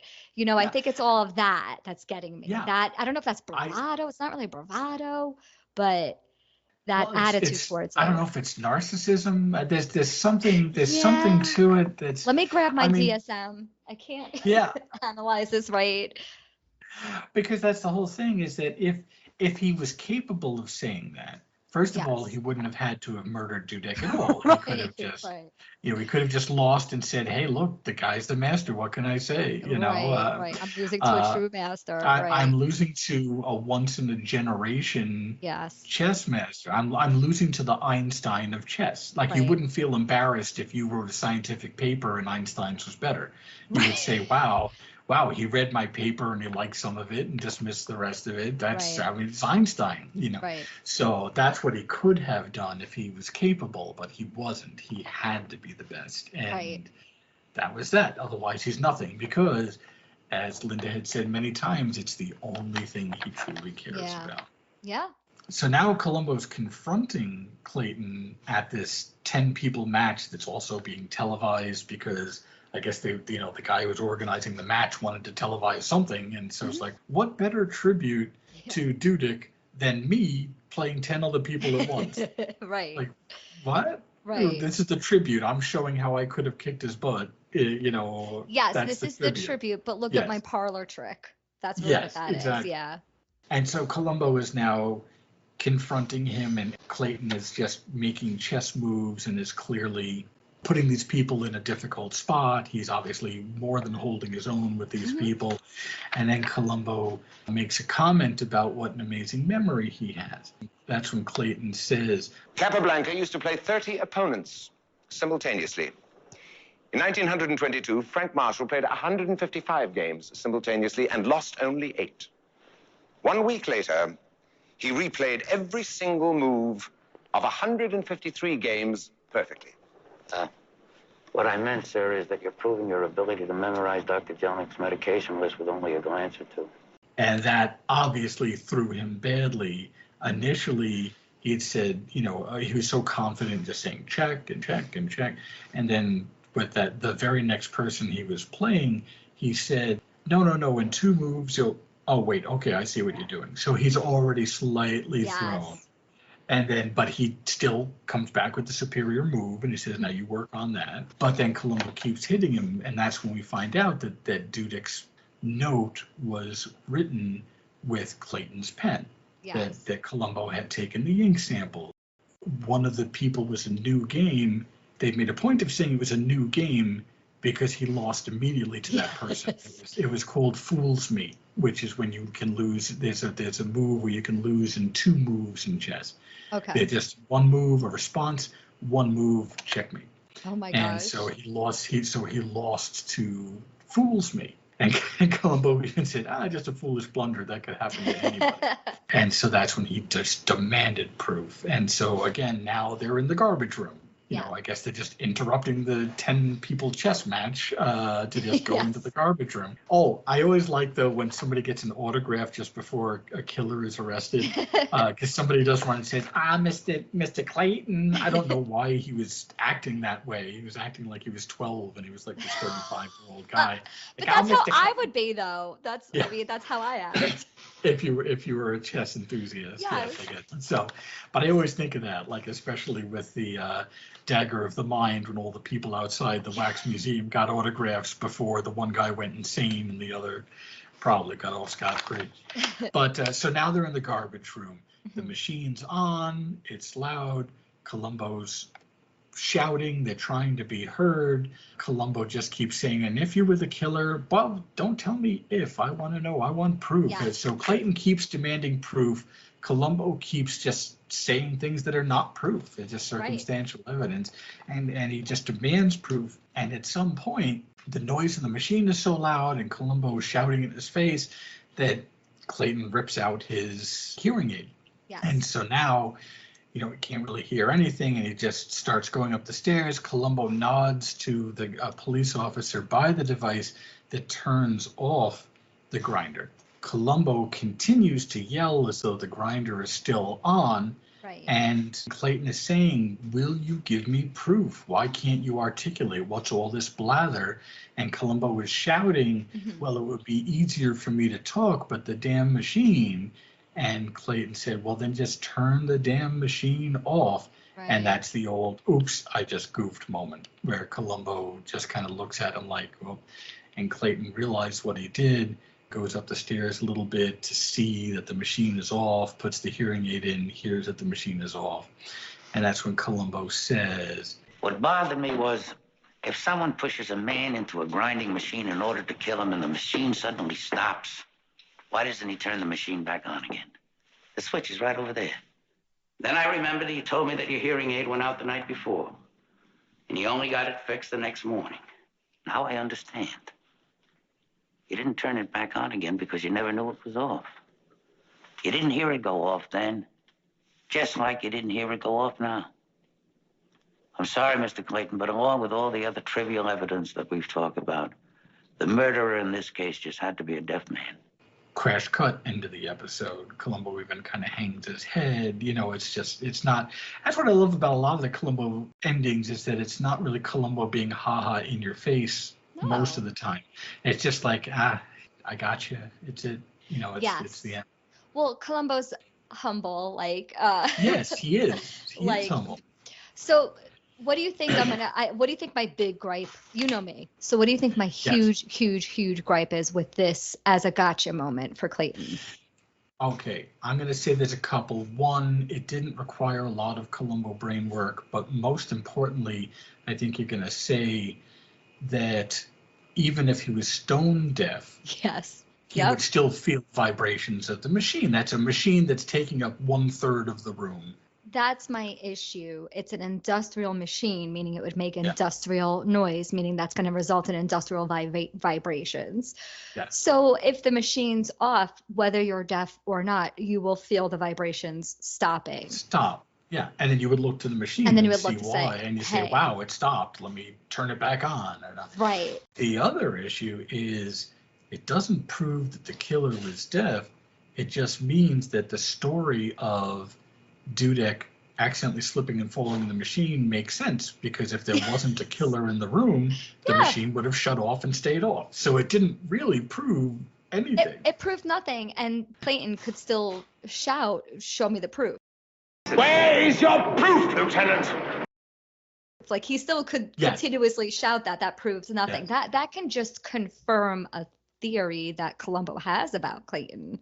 But I think that's as far as it gets. And it could also equally be proven that, no, that proves what the initial thought was. Maybe somebody else packed his bag. We don't know. We can't prove that the medication was swapped at the hospital because they threw away the syringes because they were disposable. That's right. They did make a point to say that about the syringes. Yeah, because they had to make sure that they couldn't use that as proof of murder, that the medicine was switched. So, there really was no, I guess we can get to those parts when we get now? to, will it hold up?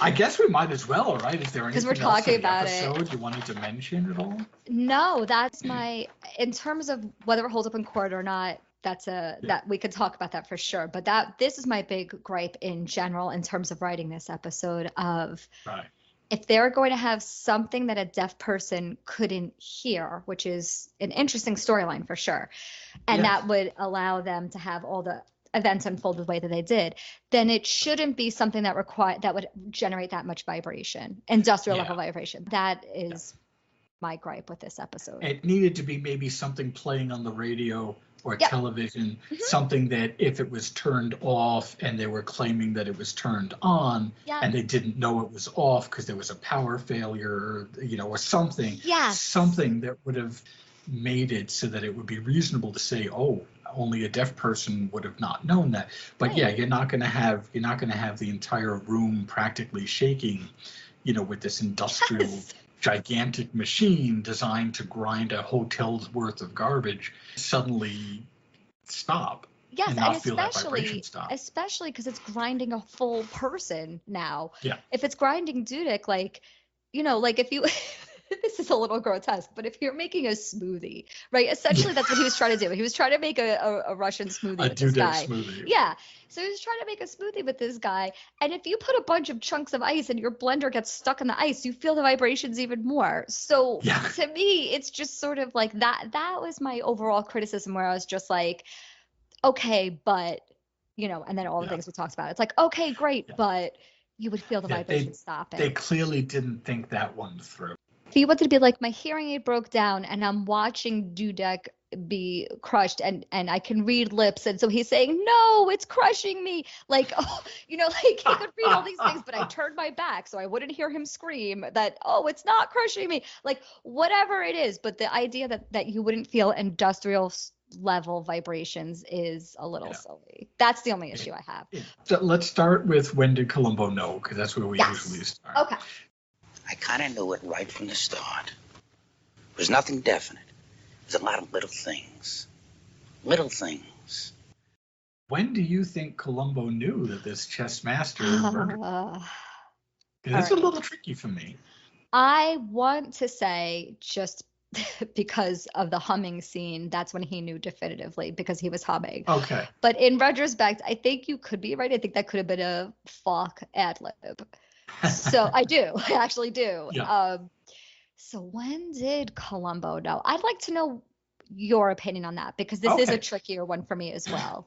The argument I make is probably not going to be a surprise to you, because I tend to think Columbo knows instantly. Yeah. But I really think that when Clayton showed up, delivered a letter that was sealed, read it, and then immediately Clayton interpreted, I'm sorry, I was wrong, I'm ashamed, as, oh, you mean to face me and try and play me in chess?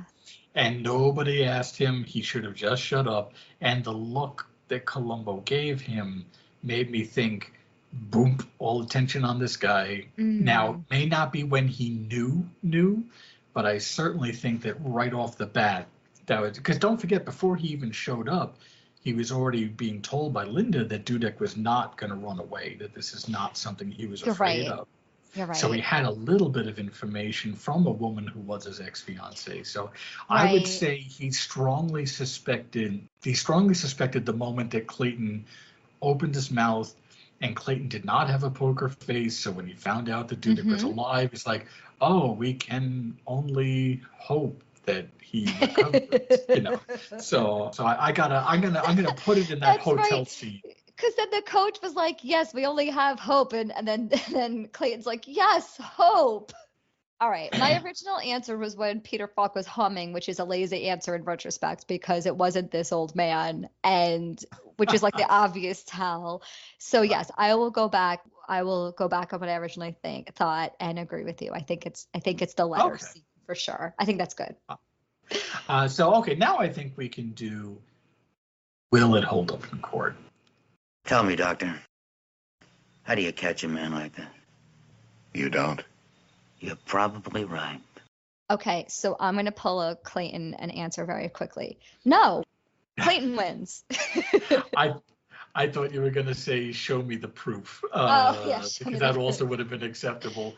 Yeah, I hate to admit it, but I don't think there's enough to get him on, other than his reaction. And I don't think that anybody could, even though there were all the witnesses there, he didn't say, oh, I did it, or how did you know it was me? Like, he didn't give Columbo anything other than that obvious look of recognition and realizing what happened.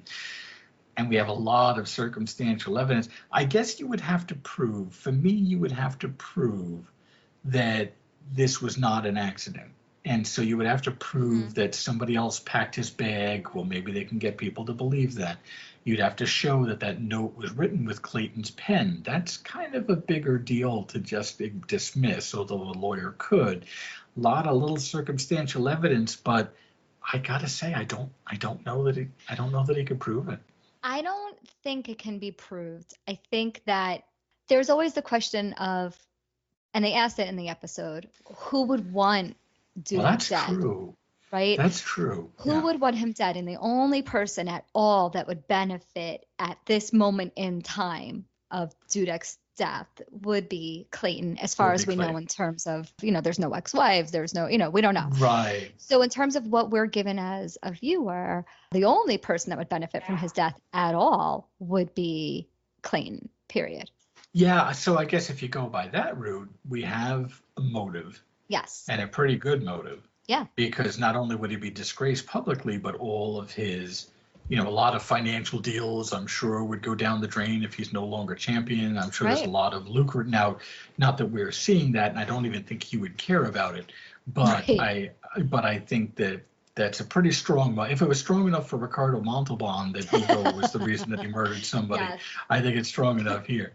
So you have motive, you certainly have means, because apparently anybody can put tape on a door in a hotel and get into the room later. Yeah, I mean, I think that's where the proof falls apart. It's like you have motive, and if you want to do circumstantial evidence, which really isn't great circumstantial evidence, because anyone can get into that hotel room, and we don't even really know how they're going to prove that Dudek died. He died after, an old sick man died after complications from surgery. That's it. Complications from surgery required after falling into a garbage disposal. Right. So I guess you would have to concentrate on Dudek was fleeing and it wasn't an accident, which is what your point is. That's what my point is. And my point is that if Clayton had a good lawyer, he could simply say, hey, look, we have a note from Dudek. It doesn't matter if it was with his pen. Maybe he left it at the restaurant. Yeah. But we have a note from Dudek saying, I was ashamed. I was wrong. I'm sorry. We have a cabbie who was given a call to take him to the airport to fly out of here. We have a hastily packed bag. Maybe he accidentally grabbed the toothbrush in his haste and slipped and fell in the garbage chute. And then, yes, this sick old man who had a pretty severe injury underwent surgery, and he was stable initially, but people die after being stable all the time, unfortunately, especially if they're that sick. So, I think as much as we both want him punished, I don't think it's going to stick. I don't think it's going to stick. I agree. So, all right. Well, now this should be relatively easy, because now we're going to rate him on a sympathy meter from a scale of Ruth Gordon, our most sympathetic killer, to Dick Van Dyke, our most vicious. I'm beginning to be very fond of you, Lieutenant. I think you're a very kind man. Don't count on that. And so where do you put this guy? You're going to be surprised by this. You're going to be surprised by this. He himself is like a robot and like doesn't really, there's not much to him, but because there's not much to him, I don't hate him either. Right? So it's not like I'm rooting for this pompous jerk who gave Columbo a hard time the entire episode to get his comeuppance. There's not much to elicit hate or sympathy from him. I get the murder. I don't think it's like super senseless. The method is horrendous. Killing somebody by mangling is by getting eaten by like a metal shark essentially is rough. But I guess what I'm faltering on, like, okay, right, we have our Ruth Gordon, Dick Van Dyke, and why we place each there. There's not a lot of personality for me there, and I'm running into the same issue as I ran into with the Stitch in Crime, where I think the affable old guy isn't really all that affable either. Like, I think he's pretty calculating himself, and not that he was obviously asking for it in any stretch of the imagination, but he was absolutely psychologically tormenting Clayton in the beginning. Dudek was definitely taking advantage of what he saw as a chink in the armor of Clayton. And he was continuing to himself pour lemon juice on that cut. He was continuing to really keep on bringing up Linda. It's like, oh, this is a sore spot for this guy. Yes. It's bad enough that their relationship ended badly, but she hates him so much that she set up this whole match just to publicly destroy him. Yeah, if you want to give me a sympathy reading for Linda, that's a different story. So with Dudek, I'm gonna put him kind of in the middle because his personality is a nothing. And I know as I'm talking out loud, I'm like, that's ridiculous. This is a horrendous, senseless murder for ego. So I should put him very close to Dick Van Dyke. But I'm going to leave him at the middle because I didn't hate him, nor did I care about him at all. He was sort of, a vessel just for a plot line. I didn't feel a certain kind of way about him in either direction. You know, I could see that because it is hard to generate hate toward him. In some moments of the episode, he was quite pathetic. Like you Super pathetic. almost, you almost had some moments of sympathy for him.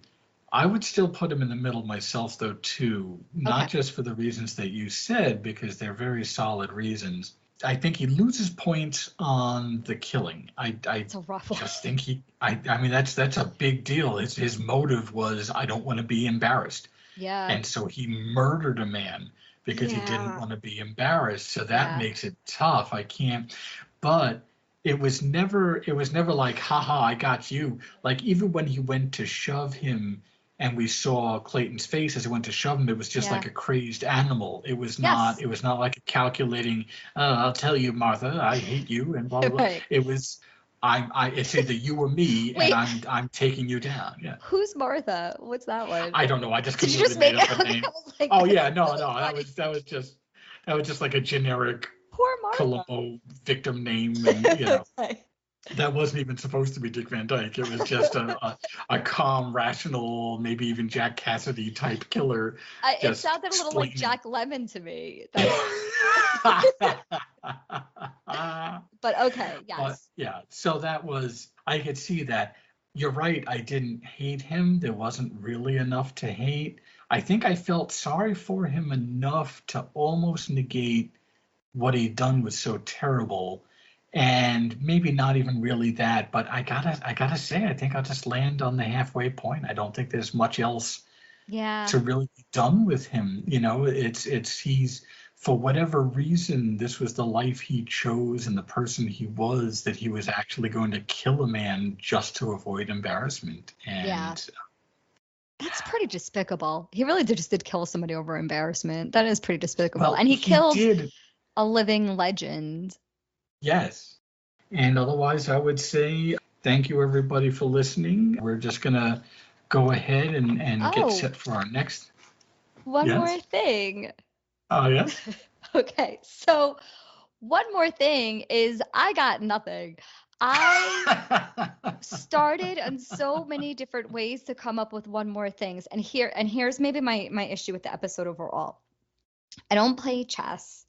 So it would require, so I was like, let me look up chess scandals. And all the chess scandals are super boring because I don't care about chess. So that's a me problem. That's not anybody else's problem. I just don't care. So I was like, was there like a murder? Like literally I was trying to find like this exact scenario where somebody murdered somebody over a chess match. Of course that didn't happen. So I found nothing. Then I sort of found like little areas that I could investigate a little bit. Like, so evidently chess is fairly controversial throughout the history of time. And I'm literally talking like through the dawn of time, where it's been sort of banned over the years. A funny one was that in 1254, King Louis IX of France hated chess because after he came home from the Crusades, he banned it because he also said it was really boring. So he actually said it's a boring, useless game, so he banned it. And that's a sentiment that was shared by the French waiter. He's like, enough, gentlemen. I just want to close up. Yeah, no, I get it. I think that's the real reason he was mad, is that everyone kept using all the red and white checked tablecloths to play chess instead of serve as French food. So like, I was like, okay, let me get into all these chess bannings, but it really just had that's the most fascinating one, is that King Louis thought it was, the ninth thought it was kind of boring and also for religious purposes. At one point I was like, well, it's kind of cool that they call chess like masters, they call them grandmasters. So then I was like, should I talk about like Grandmaster Flash? Like I really had nothing to go. So really I'm really having a hard time with this one. So I think maybe I should stop one more talking. Thing. Yeah. One more thing. I did just want to mention Charles Clement is the head of Universal's post-production operations, and he was for almost every single episode of Columbo, most of the time uncredited.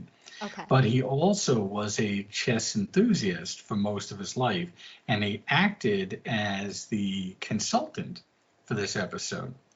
And so every chess match you see depicted in the show, including the people sitting down, the fool's mate, of course, even their game that started in the restaurant, were all based on actual existing chess matches. Because this guy knew chess so much that, yeah, no, you don't care about this either. That's fine. No, I mean, that's a lot better than anything I came up with. That is fascinating. I always, no, listen, I appreciate someone who appreciates things to that level. That is true. I do.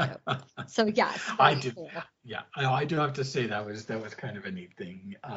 But really, I didn't have much either. I do like this episode. I think it does suffer from a couple of things, one being that the gotcha is flawed. Yes. So that makes it tough as a gotcha. And the whole gotcha, once you know that that's the gotcha, that the guy's deaf and that the machine cutting off was the so-called nail in the coffin, it's like, well, okay, but there's not a lot of rewatchability on this one. I never need to see this one again. I don't hate it. Right. I don't love it. I think it's perfectly fine. I think it's good. I think it's well acted. I think it's interesting, but it's certainly not one that, if we're talking favorite Columbo, it's not even on my radar.